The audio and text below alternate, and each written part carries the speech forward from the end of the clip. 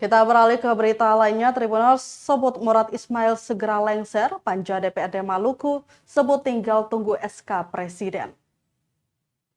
Ketua Panitia Kerja Penjaringan Calon Penjabat Gubernur Maluku Yan Ceweno menegaskan, masa jabatan Murad Ismail dan Barnabas Orno selesai di 31 Desember 2023.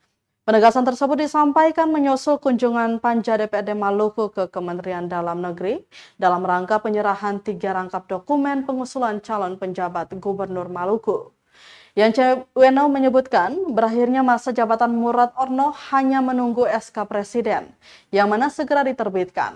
Pada kunjungan itu pula, tim Panja DPRD bertatap muka dengan Kasubdit Wilayah 5 FKDH dan menyampaikan risalah sidang paripurna usulan pemberhentian pasangan Murad Orno.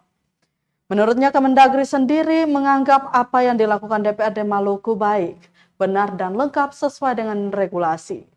Diketahui pada rapat paripurna pengumuman pemberhentian gubernur dan wakil gubernur beberapa waktu lalu, lagi-lagi Murad Ismail, Barnabas Orno bersama jajaran OPD lainnya, Maluku kompak kompak mangkir hadir. Sejatinya rapat digelar untuk memenuhi salah satu proses dan persyaratan kelengkapan administrasi dalam rangka pengusulan dan penetapan pemberhentian Gubernur Maluku dan Wakil Gubernur Maluku yang nantinya bakal diserahkan ke Kemendagri.